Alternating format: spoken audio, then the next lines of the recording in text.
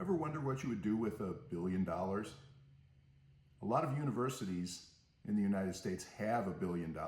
Let's take a look at what they do with it. Polynomial Ventures created our own database of endowment data for 1,574 colleges and universities in the United States, with collective endowment assets exceeding $1 trillion. In this report, we compare 11 schools with endowment fund balances approximately $1 billion each. These universities were chosen because their endowment balances range from 901 million to 1.5 billion, with an average of 1.1 billion. All of the schools are private, with the exception of Clemson. Most report that they have paid outside advisors, with the exception of Marquette University, which maintains an internal investment management group. Enrollments range from 348 to 29,000, with an average of 9,866 students. Tuition, fees, and expense estimates to attend these universities range from zero at Berea College in Kentucky to 89,205 at Carleton College in Minnesota. Founded in 1855, Berea is a small, racially integrated, coeducational private liberal arts school in Berea, Kentucky. Berea serves 1,500 students, offering 33 majors. Most notably, since 1892, Berea has not charged tuition or fees. Midwestern University is a private medical and professional school with campuses in Illinois and Arizona, founded in 1900 as Chicago College of Osteopathic Medicine. It serves 6,500 students who can earn degrees in assorted healthcare disciplines.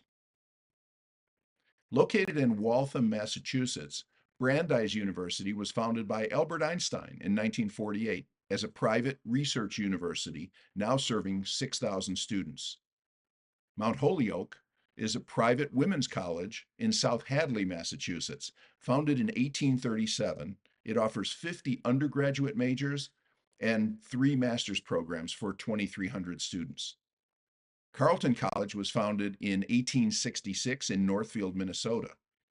It's a private liberal arts college serving 2,100 students, offering 33 majors, and is considered highly selective.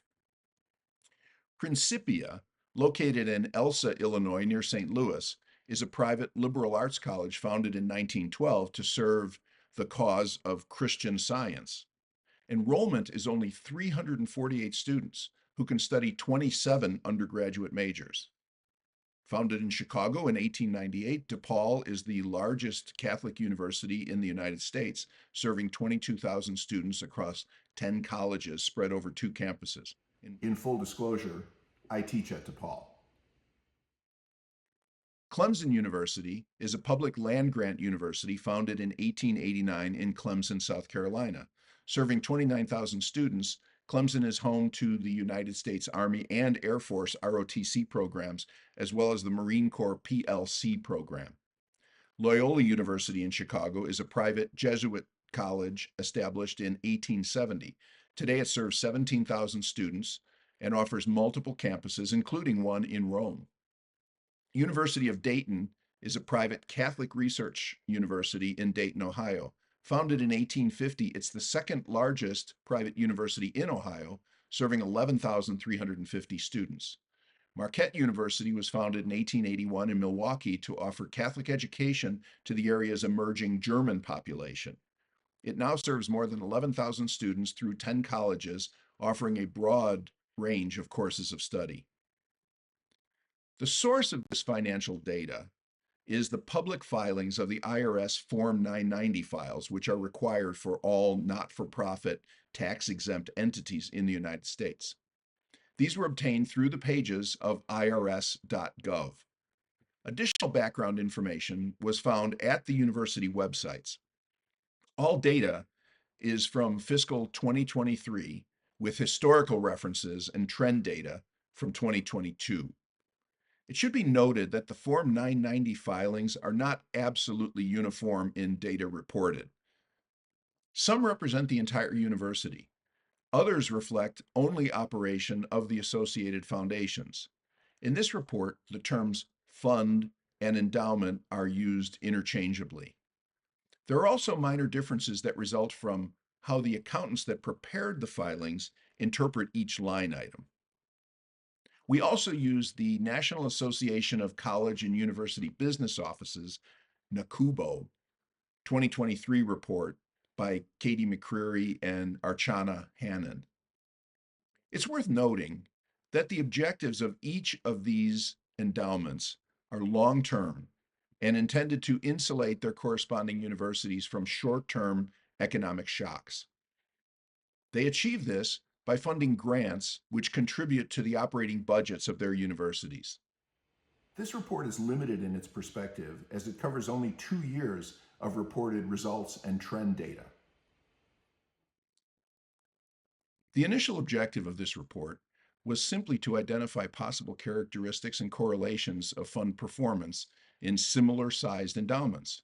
As we analyzed the data, we were surprised by several discoveries.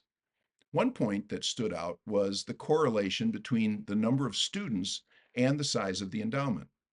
The highest was Principia, with a whopping $2.6 million per student. Berea College was second at $1 million per student. Berea is also unique in that it doesn't charge students tuition or fees.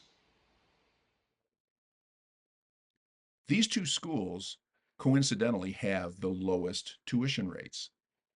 Schools with the lowest endowment per student are Clemson at $36,424 and DePaul, $43,830. They are also the largest schools in the study. These two are the only schools that charge more for tuition than the value of the endowment per student.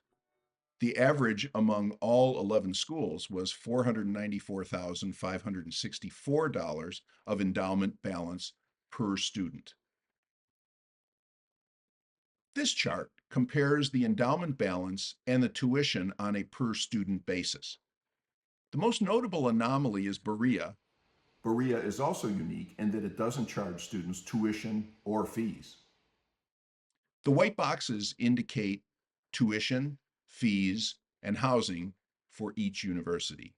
Principia is clearly an outlier with more than $2.5 million per student. It's interesting to think of the annual returns of the endowments on a per student basis. At Principia, that's $137,931,000 per student. At Clemson, it's $841 per student. More important to the students is the size of the grants per student.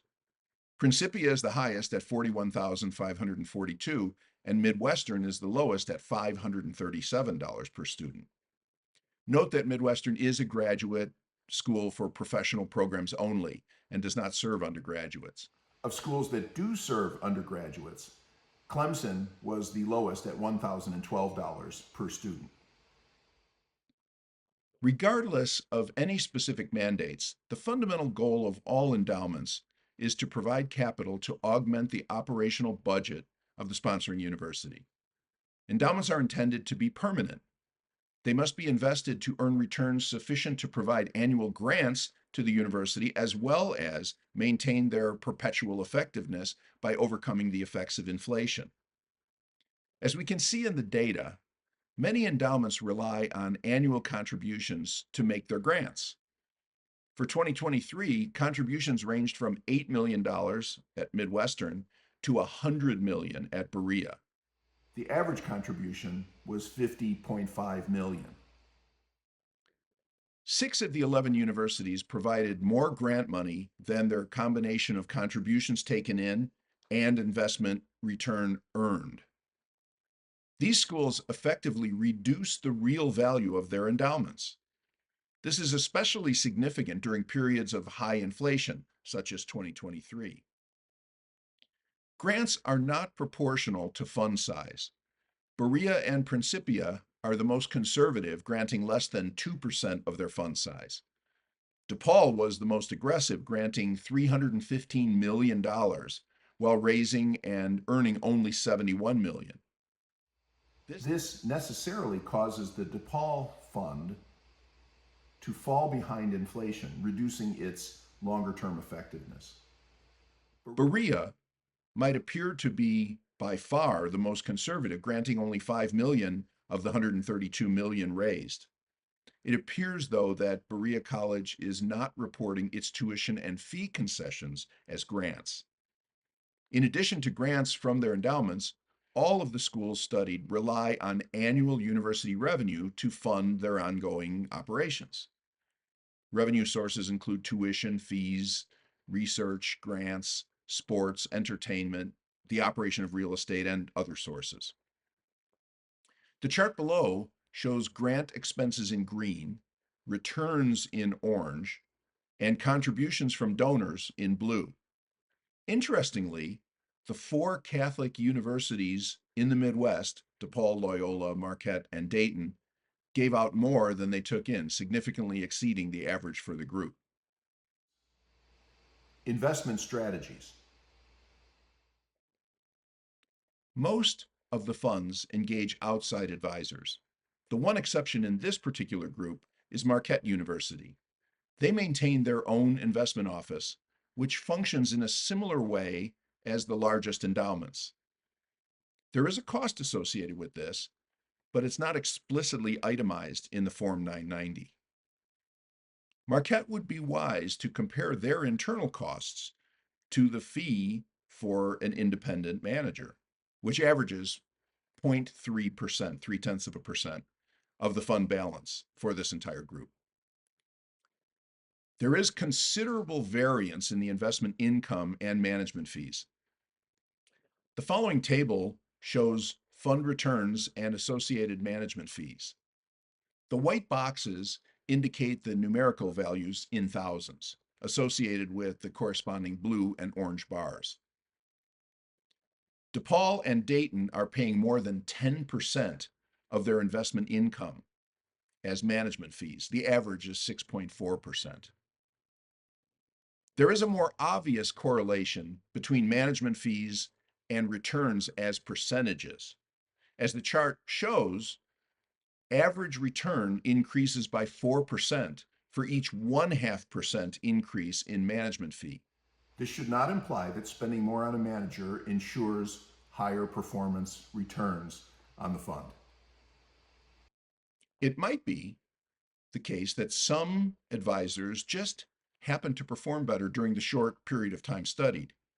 In cases where the returns on the entire fund is about the same as the risk-free rate, the value of an advisor should be questioned.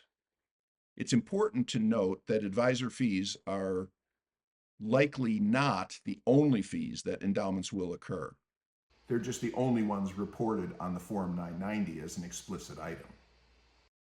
Internal fees for alternative investments such as hedge funds, private equity, and venture capital are not explicitly listed in the Form 990 and apply only to the portion of the endowment invested in these asset classes. These fees typically include an annual management fee of 2% or more of assets under management and 20% of eventual gains. Compared to the reported fees, these investment specific fees may seem quite high.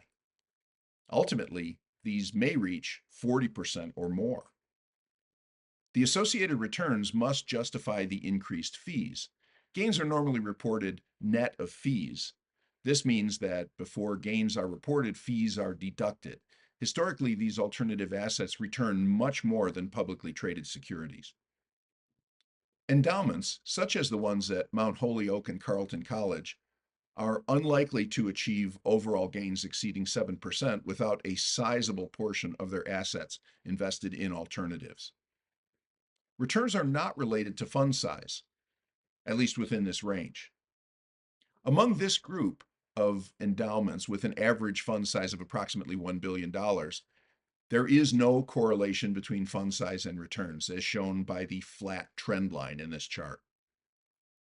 Over a broader range of endowment sizes, Nakubo reports that institutions with assets exceeding $5 billion posted an average return for 2023 of 2.8%, while those with assets under 50 million realized 9.8%.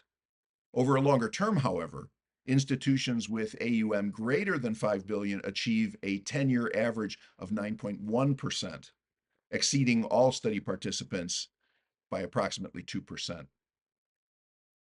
Endowments have a very broad variety of investments that they may consider.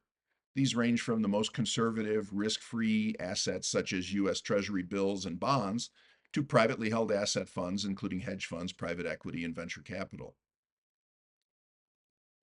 The public filings do not identify specific investment assets. It's necessary for the tax-exempt entities to indicate the value of assets that are invested in publicly traded securities as well as privately held securities. Publicly traded securities have the advantage of being relatively liquid in that they can be sold at any time in the short term. Privately held securities, on the other hand, are highly illiquid. Investment commitments continue for many years and even decades, and these assets carry restrictions regarding redemption. It would seem intuitive that private assets should deliver a higher risk-adjusted return given these constraints. And they do. The following chart shows the mix of private and public assets as well as overall return. It's a bit difficult to see in this chart, but the green rectangles represent the percentage of each fund invested in private securities. Publicly traded securities are shown in orange, and overall fund return is shown in blue. If you look closely, you may notice that there is a correlation between the size of the green and blue rectangles.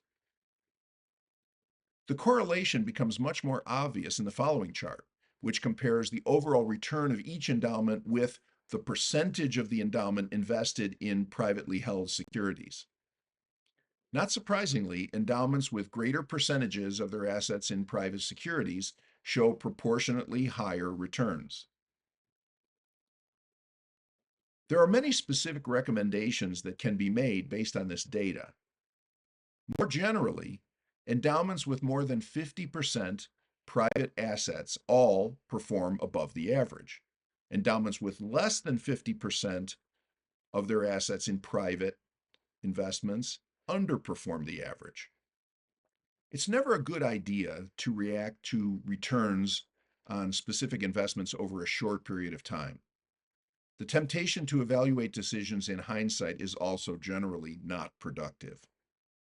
It is useful to compare the average return on these endowment funds with the general investing climate, as well as information gathered regarding endowment performance in general during the period under study. This can be used to assess the allocations of the overall fund to various assets and asset classes. In 2023, 10-year Treasury bonds locked in 3.88%. Risk-free 3-month U.S. Treasury bills returned an average of 5.07%. Investment-grade commercial bonds offered 8.74% average. Berkshire Hathaway stock returned 12.6%, and the S&P 500 returned 26.06%. A portfolio made up of 5 publicly traded private equity companies, KKR, the Carlyle Group, BlackRock, Apollo Global, and TPG, earned an impressive 51.1% in 2023.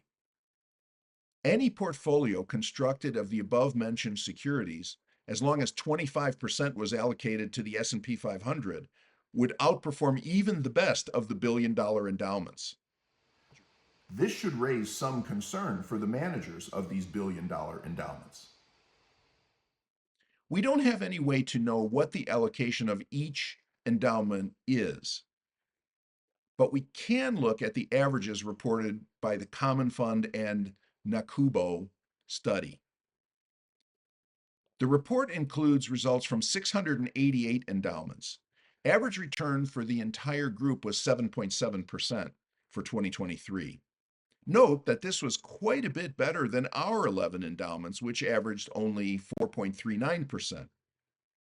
On average, these endowments allocated 17.1% to private equity, including hedge funds, 12.5% to U.S. public equities, 11.9% to venture capital, 11.2% to real estate, 11% to fixed income securities, and the remaining 36% distributed among miscellaneous assets. This chart shows the allocations graphically. The 688 endowments were divided into 7 groups, ranging from fund balances less than 50 million to those with assets exceeding 5 billion. Private equity, real estate, and venture capital make up 40% of the allocations. This is consistent with the 11 schools that we studied, which on average allocate 50.4% to private securities. Endowments that allocate substantially less, like Berea, DePaul, Marquette, and Clemson, show lower than average returns. The cohort in the Nakubo report, with endowments between 1 billion and 5 billion, funded 17.1% of their school's operating budget. Our group of 11 funded 27.6%. Though many of these were at the expense of falling behind inflation as they spent more than their investment income. It's clear that higher allocation to private alternative assets can enhance an endowment's ability to accomplish its mission. Of the private assets available to university endowments, venture capital may represent the most attractive alternative for several reasons. Venture capital is truly focused on bringing new goods and services to market.